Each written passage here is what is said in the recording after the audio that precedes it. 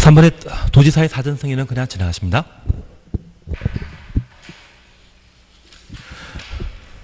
그리고 216페이지에 건축 허가 제한말 잠깐 살펴놓습니다. 국방부 장관이 국방을 위해 특히 필요하다 인정을 요청하면 국토교통부 장관에게 허가권자의 건축 허가 제한할 수 있다. 1번 맞습니다. 2번입니다. 교육감 및 교육환경 개선을 위해 특히 필요하다 인정하여 요청하면 국토교통부 장관은 허가받은 건물의 착공을 제한할 수 있다. 2번은 틀립니다. 잠깐 이렇게만 봐놓습니다.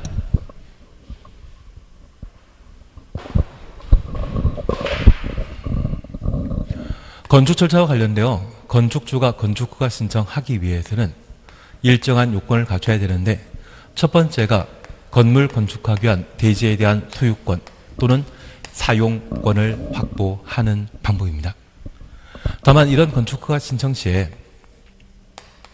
분양 목적의 공동택을 건축할 상황이라고 하면 반드시 소유권 확보한 때 건축허가 신청할 수 있다는 것 기억해 놓으시고 공유 관계가 인정되는 건축물에 대한 건축 행위를 하고자 한다면 공유자 총수의 80, 전체 지분의 80% 이상 확보한 때 건축허가 신청할 수 있고 이 두 번째 경우는 매도 청구에 관한 문제가 발생한다는 것 기억하시며 허가받은 이후 매도 청구할 수 있는데 그 매도 청구하기 전에 3개월 이상 사전 협의 절차를 거칠 수도 있습니다. 그리고 세 번째 우리 기억하시는 게 안전 영향 평가를 기억해 주시는 게 필요합니다. 여기 안전 영향 평가는 최근 개정된 사항으로 꼭 기억해 주셔야 되는 게 건축물이 초고층 건축물이거나 16층 이상으로서 연면적 10만 제곱미터 이상의 건축물이 안전영향평가 대상이라는 것 기억하시고 안전영향평가 실시한 자는 허가권자가 초고층 건물 건축하고자 하는 자의 의뢰받아 실시하게 됩니다. 비용 부담은 누가 한다? 의뢰한 자가 비용 부담하게 됩니다. 그리고 이러한 요건을 갖추어 건축허가 신청하게 되면 현재 허가권자는 시군구청장이 원칙적인 허가권자인데 예외적으로 특광이 건축 허가권자가 되는 경우가 있습니다. 특별시와 강의시 안에 층수가 21층 이상이거나 연면적 10만 제곱미터 이상의 건축물을 건축하는 때 특광이 건축허가 대상인데 공장, 창고의 경우는 제외한다. 이 말 기억나시겠습니까? 그래서 공장 창고는 항상 시군구청장이 건축 허가권자가 되게 됩니다. 만약 우리 충청남도 공주시에 연면적 10만 제곱미터의 공장 건축하게 되면 도지사의 사전 승인 대상 2단이다. 공장 창고는 도지사의 사전 승인 받을 필요 없었습니다. 그리고 두 번째, 건축허가 대상은 건축물을 건축하거나 대손하는 것이 건축허가 대상인데 이러한 건축 대손을 신고하고 할 수 있었습니다. 작년에 시험에 나왔지만 올해도 시험에 나올 만합니다. 다만 올해 시험에 나올 게 있다고 하면 대수선과 관련된 사항을 꼭 정리해 주실 것. 여기에 대수선하는 건축물이 연면적 200제곱미터 미만이고 3층 미만인 경우 3층 미만이라면 2층 이하와 같은 개념입니다. 이러한 건물에 이루어지는 대수는 죄다 전부 신고하고 할 수 있습니다. 그런데 연면적 200제곱미터 미만이고 3층 미만의 건축물의 반대 개념은 3층 이상이거나 연면적 200제곱미터 이상의 건축물을 말하고 이러한 규모 큰 건물의 대수는 허가받고 대수하도록 되어 있지만 9가지 대수선의 증설, 해체, 수선, 변경 중에 무엇만? 수선행위에 대해서만 신고하고 대수선할 수 있습니다. 다만 이 수선하고 대수선할 수 있는 것은 9개 중에 6개만. 그래서 내력벽을 벽면적 30m 이상 수선하는 것, 기둥, 복, 그리고 지붕틀을 각각 3개 이상 수선하는 것, 그리고 방화벽, 방화 구획을 위한 바닥 또는 벽을 수선하는 것, 그리고 주계단, 특별피난계단, 수선하는 것, 이러한 6가지는 신고하고 대수선할 수 있지만 여기에 포함되지 않는 것으로 우리 3개 기억나셔야 됩니다. 미관지구나 경관지구, 안에 건축의 외부 형태, 다세대, 다가구택의 경계벽을 수선하는 것, 그리고 외벽 마감 재료 기억나십니까? 지금 여기는 그냥 총론으로 봅니다. 제가 나중에 다시 한번 봐드릴 겁니다. 그냥 칠판 보시면서 이 3가지 이야기 나오면 수선 행위 나온다 할지라도 얘만큼은 허가받고 대손하는 것이지 신고하고 대손하는 것 아니다. 그것 잡아주시는 게 올해 해야 될 일입니다. 그리고 2번째입니다. 이러한 건축신고와 관련되어서는 건축신고 있은 날부터 며칠 내 통지해야 된다. 신고증명서 5일 내 발급하도록 되어 있습니다. 착공신고하면 며칠? 3일. 사용 승인 신청하면 며칠? 7일. 예, 건축신고는 5일이고요. 착공신고는 3일이고 사용 승인은 7일입니다. 그리고 이렇게 건축신고하게 되면 신고한 날부터 1년 내 공사에 착수해야 되고 착수하지 않는다면 건축신고의 효력은 없어진다. 그런데 이렇게 건축허가 받거나 신고하여 건물을 건축해서 분양하게 되면 돈 벌 수 있거든요. 그러한 돈벌이가 공익에 저촉되게 되면 건축허가 등을 제한할 수 있고 현재 제한하는 것은 허가권자의 허가를 제한하는 겁니다. 결국 허가권자의 상급관청인 국토교통부 장관이나 시군구청장의 상급관청인 특별시장, 광역시장, 도지사가 건축허가 등을 제한할 수 있는데 특별시장, 광역시장, 도지사는 지역계획과 도시군계획상 필요한 때 시군구청장의 건축허가 등을 제한할 수 있고 국토교통부 장관은 국토관리상 필요한 때 직접 건축허가권자의 허가권을 제한하며 주무부처 장관이 요청하게 되면 4가지 사항인 때 건축허가 등을 제한할 수 있습니다. 그래서 국방, 문화재 보전, 국민경제, 환경 4가지 요건으로 건축허가권자의 허가권을 제한할 수 있습니다. 그런데 교육감은 장관급이 아니다. 장관 아니지 않습니까? 그래서 교육감은 국토교통부 장관에게 건축허가 제한을 요청할 수 없습니다. 그리고 제한 기간은 2년 이내로 하고 1년 범위 내 연장할 수 있는데 한번 건축허가 등을 제한하게 되면 최대 제한 기간은 3년이라는 것만 확인해 놓습니다. 그래서 제가 부탁드릴 것은 217페이지의 해설 찾으셨죠? 207페이지의 해설 찾으시면서 우선 3번부터 보십니다. 해설의 3번. 건축허가 제한한 경우 제한 기간은 2년 이내라고 이래 하나요? 1년 범위 내 연장할 수 있다. 확인되시겠습니까? 그래서 제한 기간 그것 확인해 주시고 2번째 우리 보실 것은 국방부 장관이 국방상 필요한 때 국토교통부 장관의 건축허가 제한 요청하면 국토교통부 장관이 건축허가 제한할 수 있다는 것 확인해 주시고 3번에 특별시장은 지역계획에 특히 필요하다 인정하면 관할 구청장의 건축허가 제한할 수 있다. 맞습니다.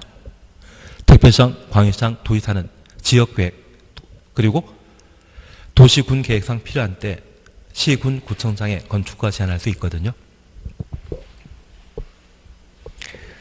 그리고 4번은 제한 기간에 관한 내용으로 계속 눈에 익혀주십니다. 대신 지금은 제한 기간을 먼저 정리해 주시는 게 꼭 필요한 것 같습니다. 한 장 넘기십니다.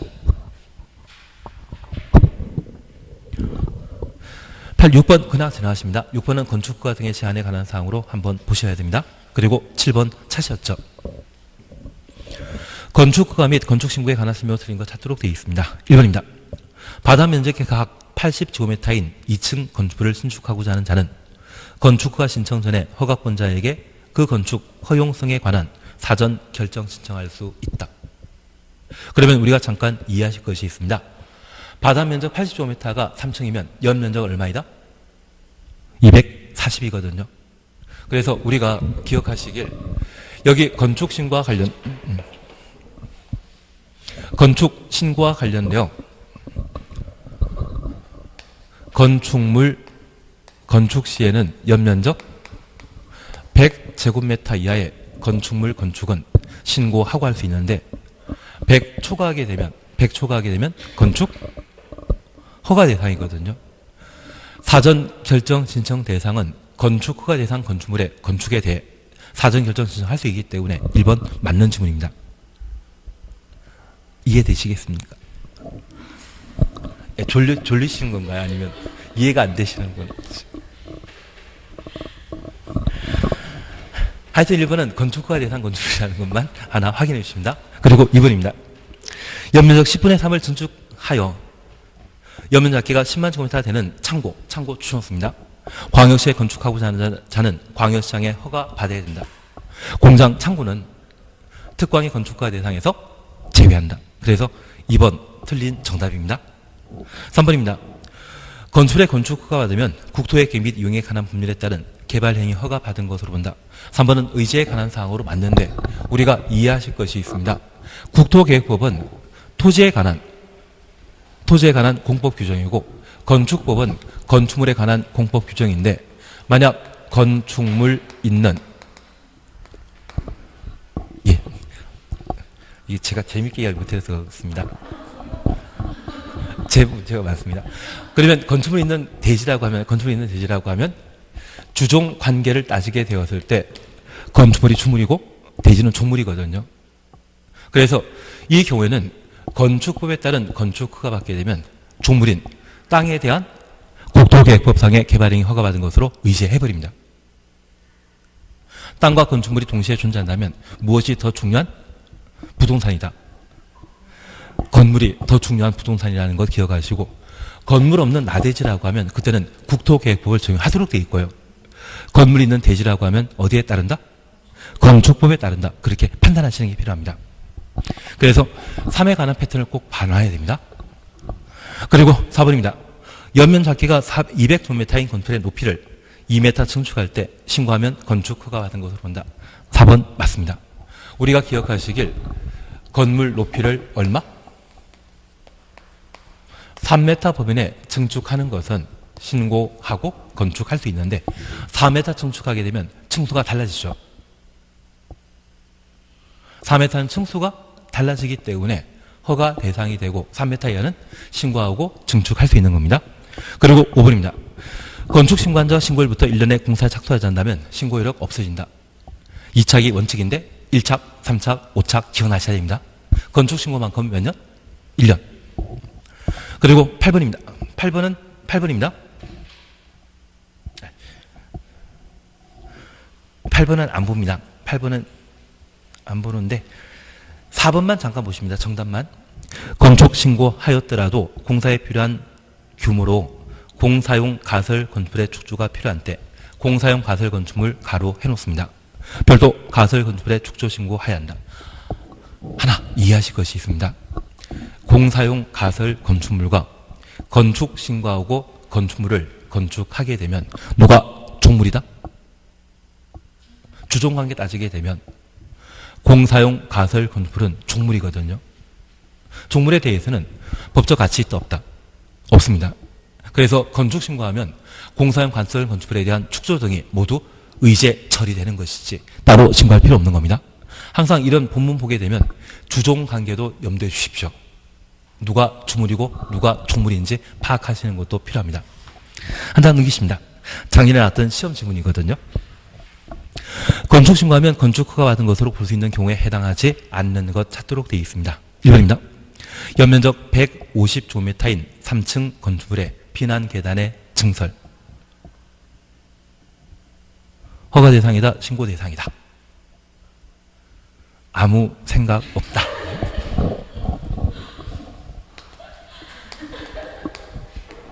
우리가 잠깐 이해하실 거 있습니다. 여기 대성과 관련된 기본형은 연면적 200제곱미터 미만 이상이고 3층 미만의 건축물의 대손이 이루어지게 되면 다 신고하고 할 수 있거든요. 그리고 큰 건물인 3층 이상이거나 연면적 200제곱미터 이상의 건축물의 6가지 수선, 주계단, 피난계단, 특별 피난계단을 수선하는 것은 뭐하고? 신고하고 수선할 수 있습니다. 그래서 연면적 150제곱미터인 3층 건물이라면 여기에 해당되죠. 피난계단을 수선하는 것이라면 신고하고 하는 대손이 되지만 지금은 수선이 아니라 무엇? 증설, 새로 만드는 것이거든요. 그래서 이런 건축 허가 대상이지 신고 대상이 아닙니다. 이해되시겠습니까? 만약 건물 규모가 200제곱미터 미만이고 3층 미만이라고 하면 이때는 피난계단을 증설하는 것도 건축신고 대상이지만 3층 이상짜리이기 때문에 3층 이상이기 때문에 피난계단에 대해서는 수선행위만 건축신고 대상 대수선에 해당되고 증설은 허가받아야 되는 것으로 판단해 놓습니다. 그리고 2번입니다. 연면적 180제곱미터인 2층인 건축물에 대해서는 200 미만이고 3층 미만이기 때문에 그 대수는 건축신고할 수 있습니다. 그리고 연면적 270제곱미터인 3층 건축물의 방화벽 수선, 우리 이거 기억나시겠습니까? 3층 이상의 연면적 200제곱미터 이상의 건축물은 주요 구조부 해체하지 않는 대통령령이 정하는 대수는 건축신고하고 할 수 있는데 수선 행위만 가능하죠. 내력벽 벽면적 3.5m 이상 수선하는 것, 그리고 무엇? 방화벽.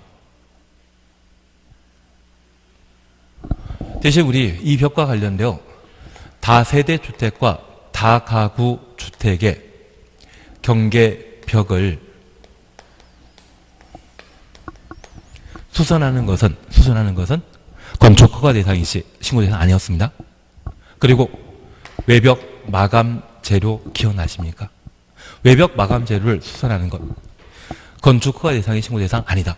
그리고 마지막 기억나는 게 미관지구, 한옥마을이라는 경과지구의 건축의 외벽대 담장 변경에 대해서는 무조건 건축허가 대상이지 신고 대상 아니다. 그렇게 판단하신 적이 있습니다. 그래서 여기에 해당되는 것은 허가사항이지 신고 대상 아닌데 방금 보신 것은 방화벽을 수선하는 것이죠. 증설, 해체, 수선 변경 중에 뭐만? 수선행위가 3층 이상이거나 연면적 200제곱미터 이상의 건축물에 이루어지게 되면 그것은 허가 대상이라는 것 다시 살펴봤습니다. 그래서 우리 박스 속의 해설 보시게 되면 3번 찾으셨죠? 연면적 200제곱미터 미만이고 3층 미만의 건축물에 대해서는 모든 대손이 건축신고 대상인데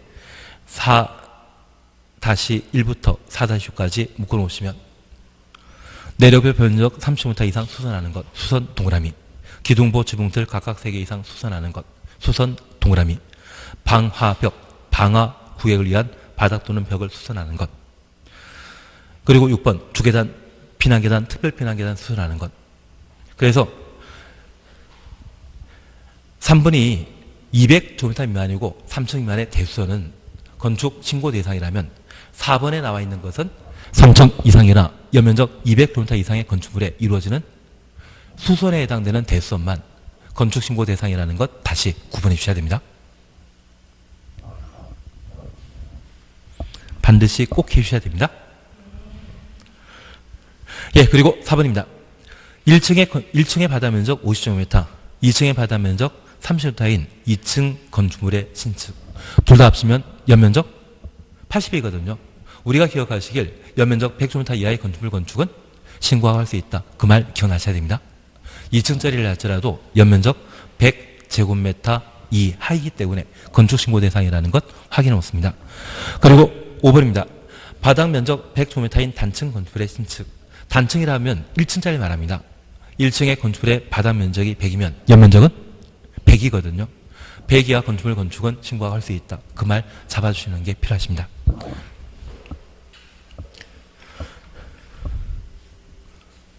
그래서 건축 허가 사항과 신고 대상에 대해서는 꼭 한번 확인해 놓습니다. 그리고 10번 보십니다. 아마 10번이 올해 하이닉스 반도체 공장 때문에 시사성 있는 시험거리가 되게 될 겁니다. 틀린 거 찾도록 되어 있는데 1번입니다. 허가 대상 건축을 하더라도 바다 면적합 85cm 이내 증축인 경우에는 신고하면 건축 허가 받은 것으로 본다. 1번 맞습니다. 2번입니다. 시장 건축은 연면 자체가 10만 제곱미터인 공장 추놓습니다. 건축을 허가하려면 미리 도지사의 승인 받아야 된다. 맞다 틀리다. 공장은 시군 구청장이 직접 건축 허가하는 것이지 도지사의 승인 받을 필요 없었습니다. 그래서 답을 2번으로 해놓습니다. 3번 그냥 지나가시고 4번입니다. 건축신고한자가 신고를 위해서 1년 내 공사에 착수하지 않는다면 신고 이력은 없어진다. 그리고 5번 시도지사가 시군 구청장의 건축허가 제한할 경우 제한기간은 2년 이내로 하되 이래 하나요 1년 범위 내 연장할 수 있다. 그래서 건축허가 등을 제한하게 되면 최대 제한기간은 몇 년? 3년. 그리고 우리 약속하셨습니다. 연장하면 1년 연장하는 것이지 2년 연장하는 거 없습니다. 2년 연장하는 거 없다. 2년 연장하는 것은 딱 하나입니다. 기시계. 국토계획법에 개발이 허가 제한하게 되면 기반시설 부담구역을 지정하거나 지구 단위 계획구역 지정된 곳, 도시관리계획 수립 중으로서 결정되었을 때 개발행 허가 기준이 크게 달라질 것으로 예상되는 경우에는 1회 2년 범위 내 기간 연장할 수 있거든요. 그 연장 시에는 도시계획위원회 심의 거치지 않는다. 그 말까지 기억해 놓습니다. 예, 11번은 한번 봐놓습니다. 11번은 바로 5번만 보고 지나가십니다. 건축신고한자가 신고일부터 6개월 이내 공사에 착수하지 않는다면 신고이력은 없어진다. 맞다 틀리다. 1착. 건축신고는 1착. 6개월이 아니라. 제가 시끄럽게 해서 이렇게 틀린 것이지 혼자 시험 문제 보면 맞추실 겁니다. 걱정하지 마십시오. 그리고 12번, 13번 가설건축물에 대해서는 그냥 지나가십니다. 사용승인은 1번 문제는 그냥 지나가십니다. 1번 문제는 그냥 지나가시고 우리 이거 기억나시겠습니까?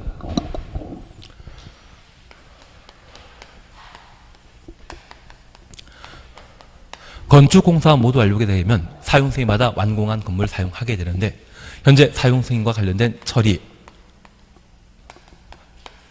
절차는 건축주가 사용승인 신청하게 되면 허가권자는 며칠 7일 내 검사 실시하고 합격한 건축물에 대해서는 사용승인서를 내줘야 한다. 그리고 저 사용승인 받은 때부터 건물이 멸실될 때까지를 유지관리라 하고 저 유지관리 기간 중에 철거신고와 멸실신고 기억나십니까? 철거신고는 철거 예정일 3일 전에, 멸실신고는 멸실된 날부터 30일 이내 사후 신고하도록 되어 있습니다. 그리고 두 번째 기억하시는 게 정기점검이라는 게 있었습니다.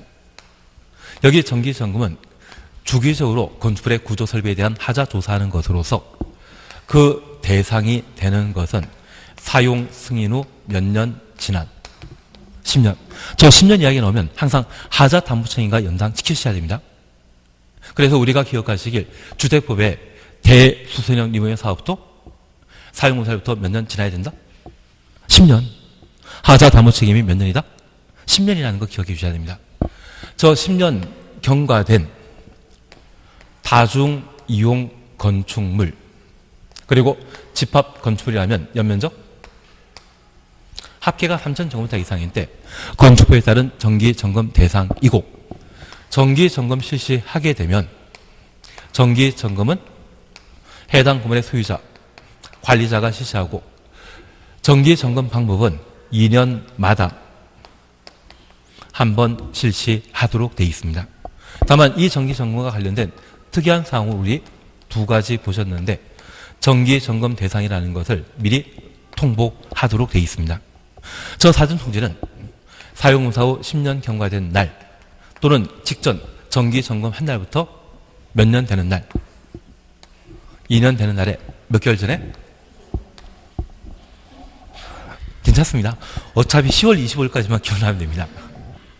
2년 되는 날에 3개월 전까지 사전 통지하도록 되어 있습니다. 그리고 점검 마치게 되면 점검 결과를 보고하도록 되어 있는데 저 점검 결과는 며칠?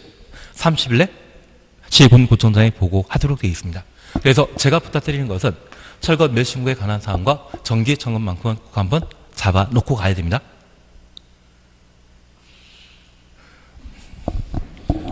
예, 그러면 됩니다. 그리고 229페이지에 공개공지, 우리 시험에 나오죠. 어제 뉴스 보셨습니까? 이재명 지사 뉴스. 벌금 600만 원 나올 상황이라고 하더라고요. 우리 대장지구, 세종시 아니시니까 관심 없습니다. 저도 알고 있습니다. 근데 우리 대장지구 노후산업단지 기억나십니까? 노후산업단지 정비가 필요한 곳에는 공개공지 설치 하여야 한다. 올해 개정된 공개공지 때문에 봐주셔야 됩니다. 그리고 이 공개공지와 관련되어서는 우리 탤런트 안문숙 기억나시죠? 직업은 종업원 판문숙. 판문숙 맞추셨습니다. 바다면적합 5,000제곱미터 이상의 종업원 판문숙이라면 공개공지 확보 대상이고 공개공지 설치하게 되면 용적률과 높이 제한 규정을 얼마? 1.1배 완화할 수 있다. 거기까지 봐주시는 게 올해 공개공지 때문에 보실 내용입니다. 1번 함께 보십니다. 대지의 조경 및 공개공지 설치에 관한 설명으로 옳은 것 찾도록 되어 있습니다.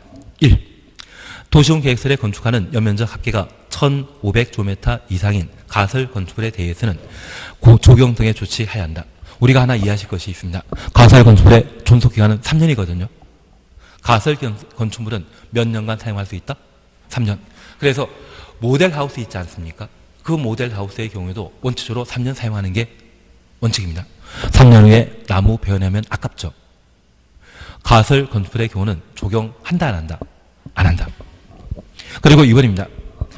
면적 5,000제곱미터 미만의 대지에 건축하는 공장에 대해서는 조경 등의 조치하지 아니할 수 있다. 2번 맞다 틀리다? 맞습니다.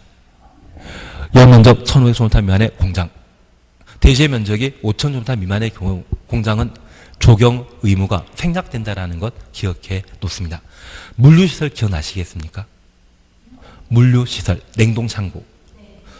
연면적 1,500제곱미터 미만의 물류시설은 조경 대상 아닌데 그 물류시설이 주거지역과 상업지역의 경우는 조경해야 됩니다.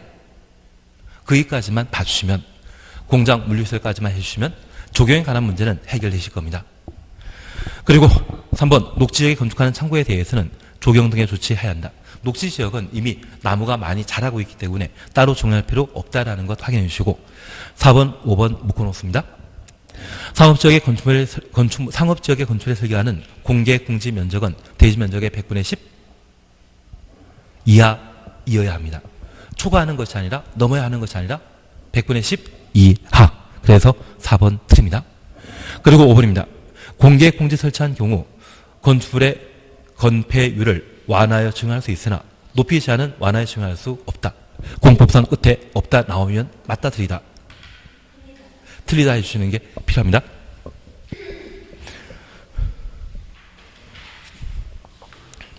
다음 페이지에 1번 조경과 관련되어서는 그냥 지나갑니다. 2번 조경 건너뜁니다. 그리고 3번입니다. 건축법령상 공개 공지 설치해야 하는 건축물에 해당하지 않는 것 찾도록 되어 있습니다.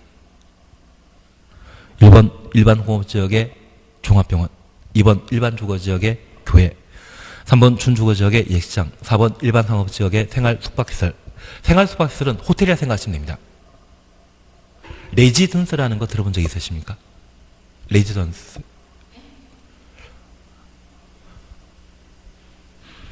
난 넘어가도록 하겠습니다. 제 발음이 나빠가지고. 평상시에는 조경용으로 사용되고 있지만 가끔 단체 관광 오게 되면 호텔처럼 빌려주는 게 있거든요. 일단 넘어가도록 하겠습니다. 그리고 5번입니다. 유통상업지역의 여객 자동차 터미널. 그런데 우리 기억하시길 공개공지 설치 대상 지역은 주거지역 중에 일반 주거지역과 준주거지역, 상업지역 전부, 공업지역에 있어서는 준공업지역만. 일반 공업지역은 공개공제 확보 대상 2단이다. 그래, 1준, 상준이라도 기억해 주십시오. 1준, 상준이라도 기억해 주시면 설마 1준의 1이 일반 공업지라면 서로 안 됩니다. 그래서 1번은 틀린 정답으로 반오는 겁니다. 그리고 4번입니다. 공개공지 등의 면적은 대지 면적의 얼마 이하 범위에서 건축조례로 정한다? 100분의 10. 그리고 대지의 공개공지 설치 확보하여는 건축물의 경우 공개공지 설치한 때 용적률 얼마 이내 범위에서 건축조례가 정하는 바에 따라 용적률 완화 적용할 수 있다? 1.2배. 1.2. 한 배면 완화해 주는 게 없습니다. 1.2배야만 120% 완화시켜주는 거거든요. 처음 봤다는 표정이시면 한 장 넘기십니다. 1.2. 예, 그게 그거. 설마 높이가 안 보인다고 해서 모른다고 하시면 시험에 이렇게 나옵니다. 높이하고 용적률 둘 다 나열해놓고 1.1, 1.2가 되는 게 아니라 하나만 툭 던져놓고 하나만 안 시켜준다. 그래도 상관없거든요. 왜냐하면 또는이니까. 그렇게 한번 봐주시는 게 이쪽입니다. 그리고 제7절과 관련되어서는 지금은 하지 않습니다. 얘는 서로 마음 상할 부분이 워낙 많기 때문에. 다만 제가 하나 해드려야 될 게 있는데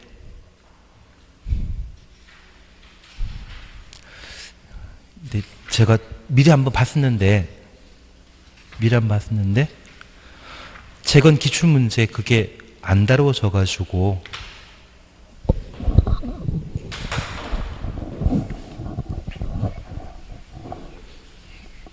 근데 오늘 지금 기억 안 나더라도 상관없습니다. 왜냐하면 5월달 또 할 테니까 걱정하지 마십시오.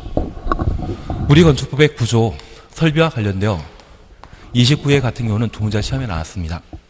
우리도 당연히 하나 이상은 나옵니다. 그중에 우리가 첫 번째 봐주실 것은 우리 건축법은 건축물의 안전을 도모하기 위한 다양한 법률 규정을 마련하고 편리한 기능 또는 미관 등의 확보를 목적으로 다양한 구조 설비에 관한 기준을 각각 정해놓고 있는데 그중에 안전과 관련되어 우리가 기억하실 것은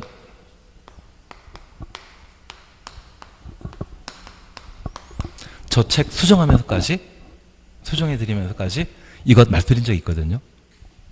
지진 발생 시에 진도 얼마까지 견딜 수 있는지 그 내진 능력, 지진에 견딜 수 있는 능력을 공개해야 된다. 공개 대상은 둘. 층수가 2층 이상이거나 연면적 200제곱미터 이상의 건축물. 한옥이라고 하면 목구조 건축물일 때 3층 이상이거나 연면적 500제곱미터 이상의 건축물은 사용 승인 후 즉시 내진 능력 공개하도록 되어 있습니다. 그래서 현재 내진 능력 공개 대상은 둘입니다. 그리고 두 번째입니다. 제가 지난번에 건축법 하면서 지난번에 하나 바뀌었다 말드린 게 있습니다. 우리 건축물의 구조 안전 확인은 건축사가 주체가 되어 구조 안전 확인하는데 저 건축사와 비교되는 것으로서 건축 구조 기술사가 있습니다. 우리 간호사와 간호조무사님 계시지 않습니까? 이쪽이 간호사라고 하면 이쪽은 조무사입니다. 건축의 구조 안전에 대한 전문가는 누구이다? 구조기술사입니까? 건축사입니까? 건축사입니다. 그런데 이번에 건축구조기사의 협력 대상이 개정되었거든요. 그래서 종전에는 6층 이상의 건축물 그리고 여러 개 있는데 이번에 이게 하나 추가되었습니다. 3층 이상의 건축물로서 어떤 구조일 때 포항 지진 사건 기억나십니까? 포항 지진 날 때 빌라가 4층짜리인데 1층이 필로티 구조로서 지진에 기둥이 손상된 것 기억나시죠? 그런 사고를 반복하는 걸 방지할 목적으로 63, 서울에 가면 63빌딩이 있거든요. 서울에 가면 63빌딩이 있거든요. 예, 그래서 6층 이상의 건축물이거나 3층 이상의 건축물로서 어떤 구조일 때? 필로티 구조. 그래서 건물 특정 부분이 한 층이 벽 없이 기둥으로 세워져 있는 건물에 대해서는 필로티 구조라 표현하거든요. 그게 3층 이상짜리 필로티 구조의 경우는 누가 구조 안전 확인을 협력해야 된다? 건축 구조 기술사. 이거 올해 개정되었거든요. 3월 달에 개정되었거든요. 그리고 오늘도 또 개정되었다고 이야기 드린 게 있지 않습니까? 이행강제금 개정되었다고 드렸는데 시험에 나옵니다. 그래서 개정되면 참 좋은 게 시험 가치 없는 것이 개정되었다면 볼 필요 없겠지만 시험 가치가 있는 것은 그 개정사항을 잘 잡아놔야 됩니다. 그리고 화재와 관련된 사항으로서 방화지구라는 게 있습니다. 저 방화지구의 건축물 중에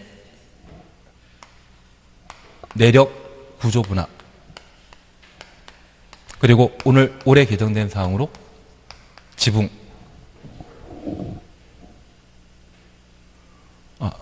죄송합니다. 내력 구조부 아니라 주요 구조부 그리고 지붕 그리고 외벽은 불에 잘 견디는 내화 구조로 하야 한다. 저 내화 구조는 우리 콘크리트로 만든 건물이 있거든요. 콘크리트가 불이 잘 견딥니다.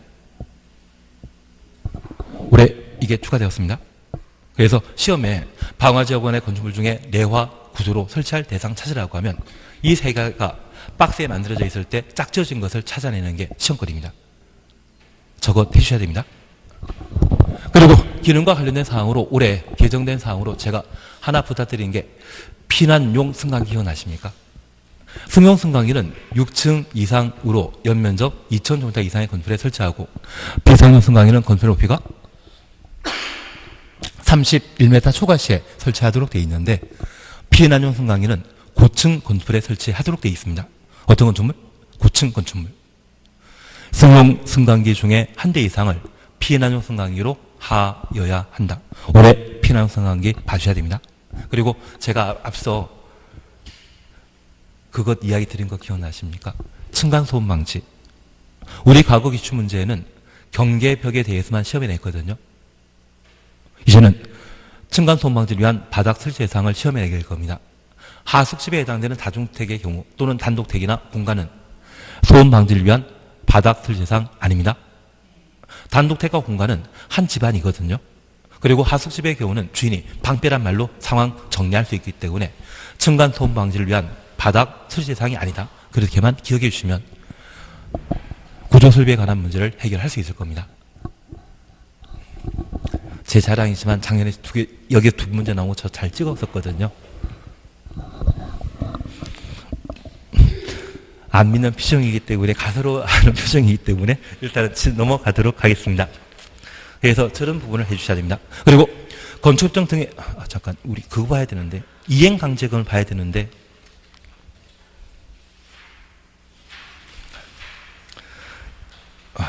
우리 교재가 최근 10년치 기출문제만 다루다 보니 259페이지에 범죄 예방 기준을 이행 강제금과 관련된 사안을 하나만 다뤄놨는데 259페이지 259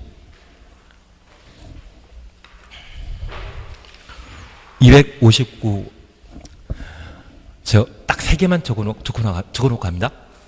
우리 잠깐 봐주십니다. 4번 이행강제금 얘는 문제는 풀 필요 없습니다. 이행강제금이라는 용어에 줄만 쳐놓습니다.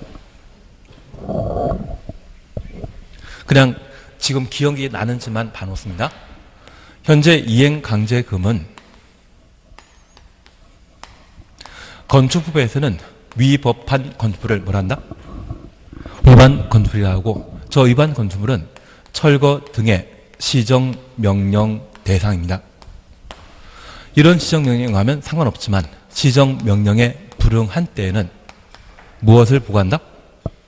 이행강제금 부과하도록 되어 있습니다. 그리고 두 번째입니다. 여기 위반 건축물에 대해서는 시정명령만 하는 것이 아니라 추가적으로 건축허가 취소할 수 있습니다. 그리고 두 번째, 영업허가 거부해달라 요청할 수 있습니다. 만약 우리 학원 건물이 불법 건물이라면 내가 공인중개사 하겠다고 여기에 중개업 등록하고자 한다면 사무실 요건 필요하지 않습니까?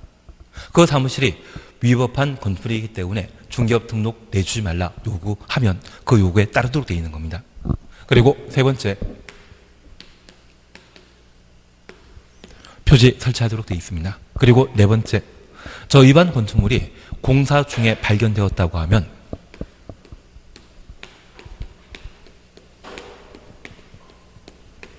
공사 중지 명령도 할 수 있습니다. 그런데 우리가 기억할 게 있습니다.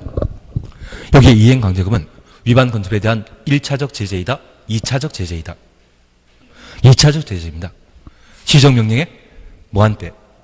불응한 때만 이행강제 발생하기 때문에 위반 건축물이라고 바로 이행강제 부과하는 것 아닙니다. 뭐부터 하고? 시정명령 내리고 시정명령에 불응한 때 이행강제금 부과한다는 걸 다시 한번 살펴놓습니다. 그리고 두 번째입니다. 이러한 이행강제금의 산정 방법과 관련되어 중요한 위반 사항에 대해서는 중하게 처벌합니다. 건축허가 없이 건축하면 100, 용적을 초과하면 90. 이거 작년에 시험에 나왔거든요. 볼 필요 없습니다. 대신 올해 기억하실 것은 가중, 감경. 대신 우리가 기억나는 게 있습니다. 감경은 중환형에 얼마까지 깎아준다? 절반, 50% 감경시켜주는데 가중은 100분의 100. 이번 4월 이전까지는 50% 가중하도록 돼 있던 것이 이번에 개정되면서 얼마 가중한다? 100 가중한다라는 거 기억하시고, 우리가 저 100이라는 숫자를 보게 되면 저 100을 쪼개 보십시오. 절반 나누면? 100을 절반 나누면 예. 그래서 건축허가 없이 건축을 증축하거나 또는 용도 변경했을 때 그 면적이 50정도 초과하면 가중 사유라는 거 기억하시고, 허가받지 않고 또는 신고하지 않고 다세대 다가구택의 가구수 세대수를 몇 가구 이상? 100을 나누면 55가 계속 나오지 않습니까? 저 5가 보이면 그때는 가중 사유가 된다는 것만 파악해 놓습니다. 그리고 최근 3년간 2회 이상 동일한 위반 행위 하게 되면 가중 사유라는 것 기억해 놓습니다. 다만 제가 이번에 부탁드린 게 있습니다. 위반 행위 후 소유권이 변경되었다면 가중 사유다, 감경 사유다. 위반 행위 후 소유권이 변경되었다면 위반 행위자와 현재 소유자 다르다는 이야기거든요. 그것은 가중 사유가 못 된다라는 것을 꼭 한번 파악해 주셔야 됩니다. 책에 기본서에 있거든. 여기 안 나와 있습니다. 여기가 안 나와가지고 제가 지금 하고 있는 중인데 얘는 꼭 한번 해주셔야 됩니다. 올해 바뀌었기 때문에 제가 다다음 주에 저거 자료를 만들어 오겠습니다. 아닙니다. 생각해 보니까 천천히 하면 되지. 예. 그리고 이제 마지막으로 이것만 해 주십시오. 여기 이행강제 부과 징수 절차와 관련되어 이행강제금은 1년에 2회 범위 내 반복하여 부과 징수할 수 있습니다. 1년에 몇 번? 2회 이내 반복하여 부과할 수 있는데 올해 이거 기억해 주셔야 됩니다. 만약 주거자 면적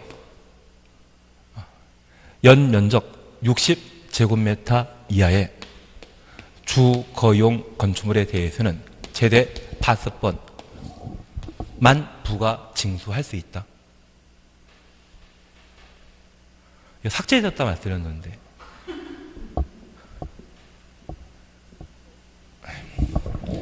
85가 60으로 바뀌었고 최대 5회가 없어졌고 다 제 잘못입니다. 제가 미리 알아야 되는데 저도 주말에 공부하다가 봐가지고 하다 보니까 말로만 지금 하고 있는 중입니다. 다음번에 자료 만들어지게 되면 꼭 한번 같이 보는 걸로. 대신 이행강정 올해 시험에 나온다 안 나온다? 예, 나온다. 예, 주택법과 관련된 사항 함께 보시는데 여기 주택법과 관련되어서는 우선 우리가 챙길 것이 있습니다. 우리 교재 세대 구분형 공택을 보셔야 됩니다. 근데 아마 기출 문제이기 때문에 안 나온 것 같고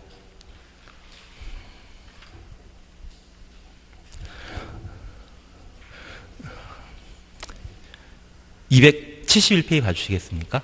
271페이지 봐주십니다.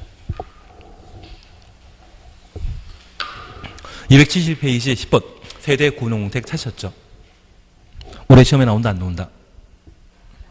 예, 나온다고 해주셔야 됩니다. 우선 1번입니다. 세대 구분형 공택은 세대별로 구분된 각각의 공간마다 별도의 욕실, 부엌, 현관 설치해야 한다. 1번 맞습니다. 2번입니다. 세대 구분형 공택의 세대별로 구분된 각각의 공간은 주거적 면적이 12제곱미터 이상일 것. 세대 구분형 공택에 있어서는 주거 전용 면적에 제한이 없습니다. 얼마 이상을 해라 그 이야기 없습니다. 그래서 2번은 주택법상의 규정이 아니기 때문에 바로 틀린 게 됩니다. 그리고 3번입니다.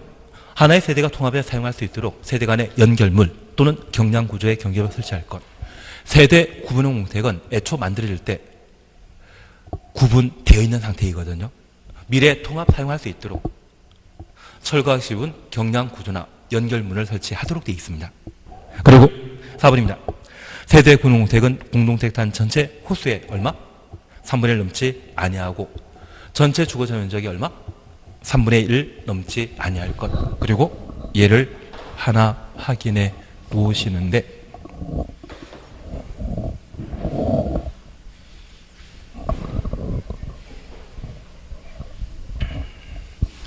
이번 2월 달에 개정된 사항으로 여기 세대 구분형 공동택은 기존 공동주택을 세대 구분형 공동택으로 개조할 수 있습니다.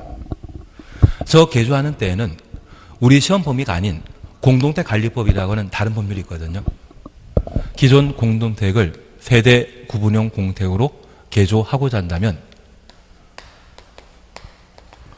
공동주택관리법이 있습니다. 이 관리법에 따라 개조하도록 되어 있는데 현재 기존 공택을 세대 구분형 공택으로 개조하고자 한다면 최대 2세대 이하로만 개조할 수 있습니다. 그래서 만약 집이 한 60평이라 해서 20평짜리 3개로 개조하는 것은 된다 안 된다? 안 되고 하나만 더 만드는 겁니다. 기존 공택을 세대 구분형 공택으로 만들게 되면 몇 세대까지만? 제발 나중에 한 장짜리 나와 있습니다. 저 한 장짜리 개정되고 바로 했거든요. 예. 그리고 두 번째입니다. 여기 세대 구분형 공택은 독립된 주거생활 가능하도록 욕실, 부엌, 현관 이러한 것들을 각각 설치하도록 되어 있습니다.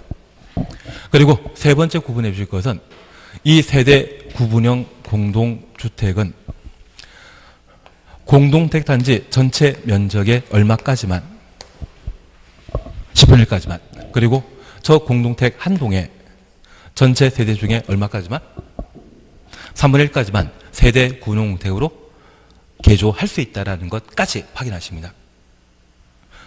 그래서 이러한 내용들을 한번 보시면서 딱 두 가지만 기억합니다. 기존 공택을 세대 구분형 공택으로 개조하고자 한다면 최대 몇 세대까지 만들 수 있다? 2세대. 그리고 전체 세대 10분의 1. 해당 동에 3분의 1. 반면에 세대 구분형 공택을 애초 처음부터 만들게 되면 전체 세대 얼마까지? 3분의 1. 전체 주거적 면적의 3분의 1까지만. 그래서 각각의 건설 기준을 구분해 주시는 게 올해 하실 일입니다. 그것만 해 주십시오. 한다는 계시면 주택조합 올해 시험에 나온다 안 나온다? 저랑 내기해 보시겠습니까? 전 나온다에 걸겠습니다. 272페이지에 주택조합. 전 나온다에 걸겠습니다. 피자 10판도 좋고. 예. 알겠습니다. 그러면 얘기가 승립 안 되는 걸로. 그러면 얘는 무조건 하실 거죠?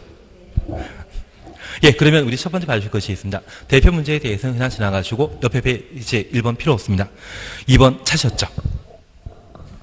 2번 찾았습니다. 주택법령상 주택조합에 관한 설명을 드린 거 찾도록 되어 있습니다. 1. 등록사업자와 공동으로 주택건설사업하는 주택조합은 등록하지 않고 가로 해놓습니다. 20세대 이상의 공동택의 건설사업 시행할 수 있다. 근데 하나 이해하실 것은 25세 때까지는 사업계획 승인 대상이 20세대였고요. 지금은 개정되어 30세로 바뀌었습니다. 그래서 지금 현행법에 따르게 된다면 1번은 좀 틀린 지문이지만 25세 때 기출문제 출제 당시에는 얘가 맞는 지문으로 파악해 놓습니다. 아닙니다. 그냥 우리 30으로 바꿔놓습니다. 20을 30으로 바꿔놓습니다. 그게 더 나을 것 같습니다. 그리고 2번입니다. 리모델링 투자조합은 리모델링 결의에 찬성하지 아니한 자의 토지에 대해 매도 청구할 수 없다. 공법상 없다는? 그러면 더 이상 볼 필요 없겠는데요. 답 2번입니다. 공법의 부정문은 아니한다로 끝나야 되지 없다로 나오면 틀립니다. 매도 청구할 수 있습니다. 3번입니다. 국민택 공급받기 위한 직장택조합 설립하려는 자는 신고하여야 한다. 맞다 틀리다. 맞습니다. 우리 약속했습니다. 그냥 직장택조합 설립하는 때는 인가받아야 되고 국민택 공급이란 말이 달려있는 직장택조합의 경우는 신고하고 설립한다. 워낙 자주 나온 지문이기 때문에 반오셔야 됩니다. 그리고 4번입니다. 리모델링 택조합의 설립에 동의한 자로부터 건축을 취득한 자는 조합 설립에 동의하는 것으로 본다. 동원해 놓습니다. 그런데 우리 하나 이 지문 나는 충분히 이해된다. 이해 안 된다. 우리가 민법 공부하시면서 승계는 포괄 승계와 특정 승계로 구분하고 있는데 이 둘의 차이는 채권 관계를 승계하는 것과 채권 관계를 승계하지 않는 그런 차이가 있었습니다. 그러면 이 특정 승계의 가장 대표적인 것은 매매 등의 방법으로 종전 소유자의 물건을 넘겨받는 것인데 등기되어 있는 물건에 대해서는 당연히 승계하지만 채권은 승계한다, 승계하지 않는다. 승계 안 합니다. 그런데 리모델링 사업과 관련되어 종전 소유자가 리모델링 사업에 찬성했는데 특정 승계되었다고 새로운 소유자에게 또 동의를 구하게 되면 리모델링 사업은 언제 할지 모릅니다. 계속 동의받아야 된다고 하면 사업의 신속성을 도모하기 위해 종전 소유자가 동의한 경우라면 특정 승계의 경우에도 동의한 것으로 본다. 이런 질문은 공법에 허다하게 많습니다. 여기에는 특정 승계라고 하는 민법 규정에 대한 공법상 특별 규정을 이해해 주셔야 됩니다. 공법과 민법을 비교하게 되면 상위법, 특별법은 뭐다? 상위법은 공법이거든요. 그래서 앞으로 민법 교수님은 일반법을 가르치는 분이고 저는 특별한 사람이 생각해가지고 제가 뭔 짓을 하더라도 봐주셔야 됩니다. 표정은 봐줄 표정이 아니십니다. 저도 빨리 끝내도록 하겠습니다. 저도 오래 잡아두면 안 좋아하는 뻔히 알고 있는데 하여튼 4번은 그런 의미로 봐주십시오. 그리고 5번 시공자 공사 계약과 관련되어서는 우리가 모르는 지문이고 이렇게 시험에 나오면 무시해버리십시오. 그리고 우리가 약속하신 게 있습니다. 내가 모르는 지문이 시험에 나온다면 걔는 정답과 전혀 관계없다. 이게 10년에 한 번 나오고 20년에 한 번 나오는 지문을 제가 애써서 가르칠 필요가 없거든요. 그래서 아예 제가 수업 시간 중에 알려드린 게 없다고 하면 그거는 시험과 전혀 관계없는 지문으로 판단하는 것도 괜찮으실 겁니다. 3번에 대해서는 그냥 지나가십니다. 그리고 4번도 그냥 지나가십니다. 그리고 5번입니다. 저도 빨리 끝내드리고 싶습니다. 5번입니다. 지역주택조합의 조합원에 관한 설명을 드린 것 찾도록 되어 있습니다. 1번입니다. 조합원 사망으로 지위 상속받은 자는 조합원 될 수 있다. 상속, 충원 사유로서 가능합니다. 2번입니다. 조합원이 근무로 인해 세대원 자격을 일시적으로 상실한 경우 일시적 상실 가로해 놓습니다. 시군 구청장 인정한 경우에는 조합원 자격이 있는 것으로 본다. 저 일시적 자격 상실은 경미한 사유입니다. 시군 구청장에 봐주면 조합원 자격은 계속 유지된다는 걸 파악해 놓습니다. 그리고 3번입니다. 조합 설립인가 후 조합원 탈퇴로 조합원 수가 주택건설 예정 세대 수의 50% 미만이 되는 경우 결혼 발생한 범인의 조합원을 신규로 가입하게 할 수 있다. 결혼 발생하면 충원해야 되지 않겠습니까? 3번 충원 사유로 맞습니다. 그리고 4번입니다. 조합 설립 인가 후 조합원으로 추가 모집되는 자가 조합원 자격 요건을 갖췄는지 판단할 때 추가 모집 공고를 기준으로 한다? 그러면 언제입니까? 조합 설립 인가 신청일. 뭔가 들어본 적 있으십니다? 그러면 전 성공했습니다. 그리고 5번입니다. 조합원 추가 모집에 따른 주택조합의 변경인가 신청은 변경인가 추천없습니다. 사업계획 승인 신청일까지로 한다. 그래서 우리 사업계획 승인청이라는 말 기억나신다면 또 하나는 자격 판단 시점은 조합 설립 인가 신청일이 되는 겁니다.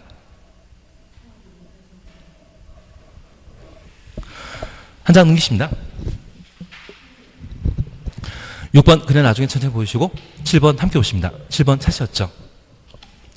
지역주택조합에 관한 설명으로 옳은 것 찾도록 되어 있습니다. 1.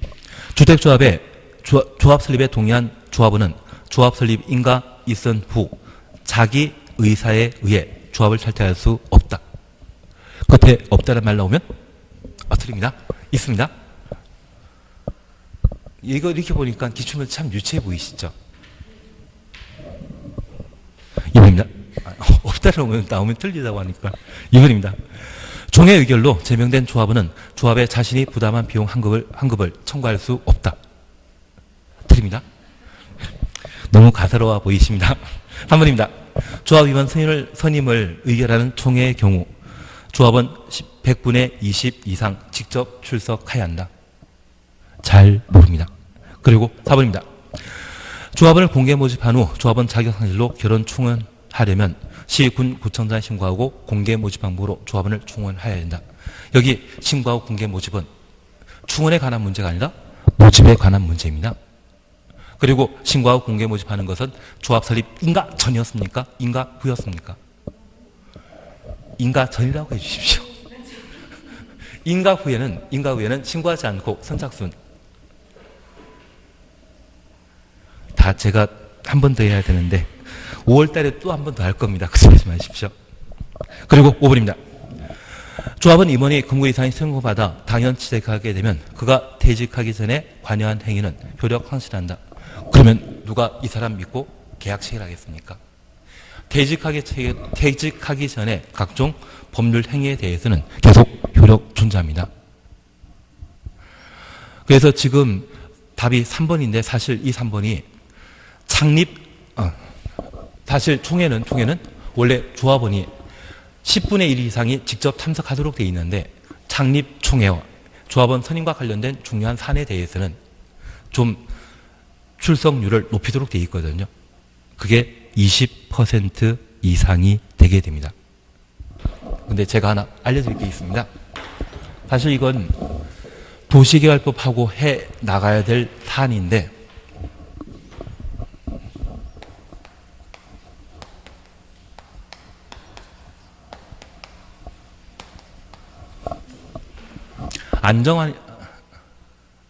울리십니까?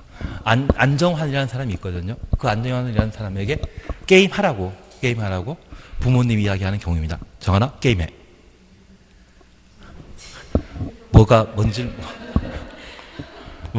모르지만 정관을 변경하고자 한다면 아주 중요한 사항이기 때문에 얘는 총회에서만 의결할 수 있고 의결 정족수를 좀 달리하는 게 특징입니다. 그리고 얘는 개발법에서만 적용되는 이야기인데 환지 계획을 변경하는 것을 말합니다. 다만 이 환지 계획과 대등한 가치가 있다고 하면 나중에 도정법 공부할 때 관리 처분 계획이라는 것을 공부하게 됩니다. 대신 얘는 주택보관 관계가 없다. 그렇게 하나 해놓습니다. 그리고 얘는 개발 계획인데 얘도 크게 지금 신경 쓰지 마십시오. 그리고 네 번째가 임원의 선임입니다. 임원 선임은 중요한 사항이기 때문에 저 임원은 조합장과 그리고 이사와 감사가 있거든요. 이런 사안에 대해서는 특별하게 처리한다. 그렇게 생각하시면 지금 3번의 조합 임원 선임을 의결하는 총회에는 10% 참석하는 것이 아니라 20% 참석한다. 이러한 특례 규정이 옳은 사안이 되게 됩니다. 그리고 마지막 해산입니다. 대신 나중에 우리가 도시개발법 이야기하면서 제가 정하나 게임이라는 말을 드리게 될 텐데 최소한 두 번째와 세 번째에 대해서는 신경 쓰지 않지만 정관 변경과 임원 선임, 조합 해산 중요하다, 경미한 사항이다. 아주 중요하다라는 것만 기억해 주십시오. 아주 중요하기 때문에 특별한 절차를 진행한다. 그렇게만 일단 기억해 놓으시면 나중에 공법 문제 몇 개 맞추실 수 있습니다. 그래서 작년에 제 수업 들으신 분도 이거 맞췄다고 하는데 모르고 찍었다고 합니다. 4개는 좀 틀려 보이고 정하나 게임에 이거밖에 기억 안 나가지고 임원 이야기 나와서 찍는 것도 실력입니다. 세상 다 알고 어떻게 살겠습니까? 예, 조합 저렇게만 한번 확인해 놓습니다. 근데 작년에 하여튼 어려웠습니다. 진짜 어려웠던 것 같습니다. 예, 8번, 9번, 10번 어차피 조합에 대해서는 천천히 한번 보시는 걸로 해주셔야 됩니다. 그리고 주택상환사 찾으셨죠? 주택상환사채 함께 보십니다. 등록사업자가 주택상환사채 발행하려면 금융기관 등의 보증받아야 된다. 보증 주셔주십니다. 여기 보증은 공공의 경우에는 보증받을 필요 없고 민간만 보증받도록 되어 있거든요. 방금 보셨던 등록사업자는 공공이다, 민간이다. 민간이기 때문에, 민간사업자이기 때문에 보증에 관한 절차가 거치도록 되어 있습니다. 이번 주택상환사채는 취득자의 성명을 채권에 기록하지 않으면 사채 발행자 및 제3자에게 대행할 수 없다. 제가 하나 부탁드릴 게 있습니다. 우리 공법에 다양한 채권 제도가 있는데 그 채권 제도 중에 토지 상환 채권과 방금 보신 주택 상환 사채가 있습니다. 둘 다 상환이란 말 쓰게 된다고 하면 이 사채 발행 방식은 무조건 김영식입니다. 상환이란 말은 상환받을 자가 정해져 있다는 것을 의미하기 때문에 얘는 김영식 증권인데 우리 어음 보신 적 없으시죠? 그런데 그 어음에는 반드시 내 이름 석자가 적혀 있을 때만 어음의 효력이 발생하도록 되어 있거든요. 그것은 무기명 증권이기 때문입니까? 기명 증권이기 때문입니까? 기명 증권입니다. 그래서 우리가 10만 원짜리 수표를 사용할 때 내 이름 석자가 적지 않습니까? 그것은 내 이름 적혀야만 효력 발생하기 때문에 그러한 채권 형태를 뭐란다? 기명식. 그래서 우리가 약속하실 것은 상환이란 말 쓰게 되면 얘는 무기명 증권이다. 이 말 너무 틀립니다. 상환이란 말 들어가게 되면 항상 뭐? 기명 증권입니다. 그러면 이런 기명 증권일 때 자신의 권리를 주장하고자 한다면 저 토지 상환 채권이건 주택 상환 사채이건 뭐 적혀야 된다? 예, 이름 적혀야 됩니다. 그래서 우리 이번 보게 되면 주택 상환 사채는 주택의 성명 채권에 기록하지 않으면 사채 발행자 및 제3자에게 대항할 수 없다. 얘는 끝에 없다가 있는데 불구하고 맞는 지문입니다. 근데 대신 이거 가지고 당황하지 마십시오. 19을 잃은 경우가 있습니다. 그리고 3번입니다. 등록사업자의 등록이 발생된 후 등록사업자가 발행한 주택상환사채 효력은 확정된다. 대신 우리가 1번을 잠깐 이해해 주십시오. 금융기관에 보증받았다고 하면 이 보증 순다고 하는 것은 등록사업자가 망했다 할지라도 보증 순자가 주택 주겠다는 이야기거든요. 효력 상실한다, 계속 유효하다. 효력 상실하는 게 아니라 계속 유효합니다. 그래서 3번 등록사업자의 등록이 발생된 경우 사채 효력 상실한다. 틀립니다. 사채 효력에는 영향 없습니다. 지급 보증에 관한 절차를 거쳤기 때문에 사채 효력은 계속 유효하다라는 것 확인해 놓습니다. 4번은 그냥 필요 없고 5번입니다. 주택상환사채 발행하는 자는 사채 발행 계획 수립하여 국토교통부 장관의 승인 받을 것. 국토교통부 장관의 승인 가로만 해놓습니다. 그래서 얘를 하나 확인하시면서 마지막으로 밑에다가 이것 하나만 적어놓습니다. 주택상환사채 상환기간은 3년 초과할 수 없습니다. 상환기간 몇 년? 3년을 합니다. 그것만 적어주시는 게 나을 텐데 안 적어도 될까요? 상환기간은 3년을 한다. 없지 않습니까? 여기? 없는 지문인데 예, 적어주시면 참 좋을 것 같습니다. 예, 그리고 옆에 페이지에 283페이지에 사업계획 승인 찾으셨죠? 1번 잠깐 1번 필요 없습니다. 1번 필요 없고 284페이지 잠깐 봐놓습니다. 284페이지입니다. 1번입니다. 한국토지주택공사가 서울특별시 A구에 대지면적 10만 제곱미터에 50호 한옥 건설사업 시행하려는 경우 누구에게 사업계획 승인 받아야 된다. 주택공사, 서울특별시 각각 주셔놓으시면 주택공사는 국토교통부 장관에게 사업계획 승인 받아야 되죠. 오늘 함께 공부할 때 예외적인 사업계획 승인권자는 국토교통부 장관인데 국가주택공사가 주택건설 사업하는 데는 장관에게 사업계획 승인 받도록 되어 있었습니다. 그리고 두 번째입니다. B광역시구에 지역균형 개발이 필요하여 국토교통부 장관이 지정고시하는 지역, 국토교통부 장관이 지정고시하는 지역 가로 해놓습니다. 50호 한옥 건설사업 시행하는 경우 누구로부터 사업계획 승인 받아야 된다. 하나 기억하실 게 있습니다. 지금처럼 장관이 지정고시했다 하면 이 땅의 관할 관청은 누구이다? 장관이 지정고시한 지역이면 국토교통부 장관이 관할 관청이 됩니다. 내가 이 땅, 내가 관할 관청이야 지정했다면 그자가 관할 관청이 되기 때문에 이때 사업계획 승인도 장관에게 받도록 되어 있는 겁니다. 그래서 둘 다 장관이기 때문에 1번 기억을 답으로 해놓습니다. 그리고 2번입니다. 2번 함께 보십니다. 1번 주거소는 단독택인 건축법령상 한옥 50호 이상의 건설사업 시행하려는 자는 사업계획 승인받아야 된다. 한옥 50호는 사업계획 승인 대상이다? 1번 맞습니다. 단독택은 30호이지만 한옥은 50호부터. 그리고 2번입니다. 주택건설사업 시행하려는 자는 전체 세대가 600세대 이상의 주택단지를 공급을 분할하여 주택건설 공급할 수 있다. 맞습니다. 공급을 요건은 몇 세대? 300. 3번입니다. 사업자는 공사 착수기간이 연장되지 않는 한 주택건설사업계획에 승인받은 날부터 5년 내 공사 시작해야 된다. 5착이죠. 주택법상 사업계획 승인받을 때는 몇 년 내 공사 착수한다? 5착. 1착, 3착, 5착이 있었습니다. 그리고 4번입니다. 사업계획 승인보다는 사업계획 승인 신청 받을 때 정당 사유 없으면 신청받은 날부터 60일 내 사업계획 승인 여부 통보해야 한다. 60일 맞습니다. 그리고 5번입니다.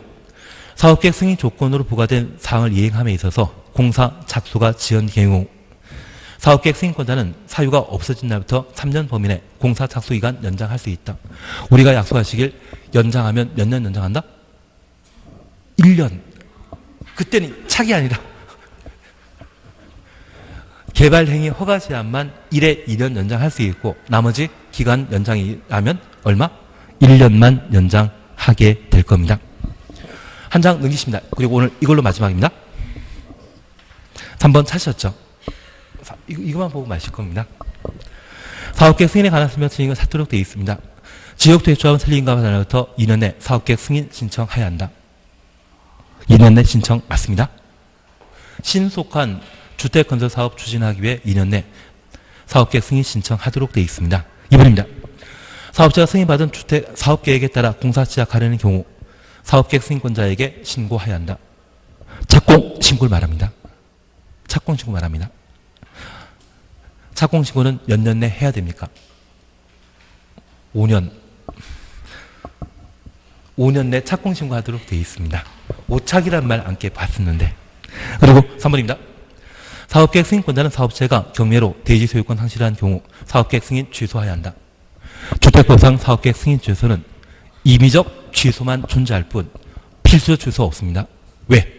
입주 예정자 정해져 있는데 반드시 취소해버리게 된다면 입주 예정자의 큰 재산상 피해가 발생할 수 있거든요. 주택법상 사업계획 승인 취소는 필수적 사항이 있다 없다? 예, 없다라고 했죠.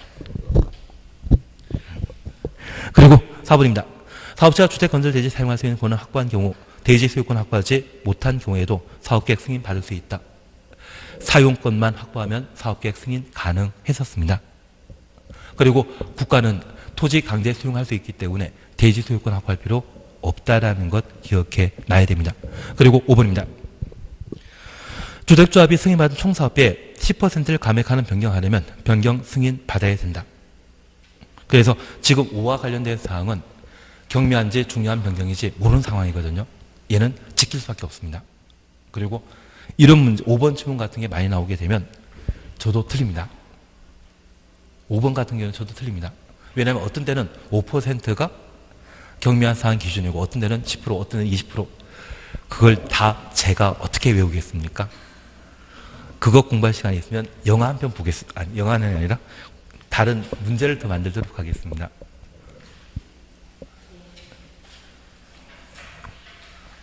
예, 주택법 이렇게만 좀 해놓으십니다. 그리고 아마 좀 올해는 주택법 많이 개정될 겁니다. 지금 다른 법들 다 많이 개정된 상태이고, 그리고 농지법은 우리 다음 아마 제가 5월 달에는 다 할 텐데, 농지법은 마음 편하게 5분 찍는 겁니다. 잘하셨습니다. 잘하셨습니다.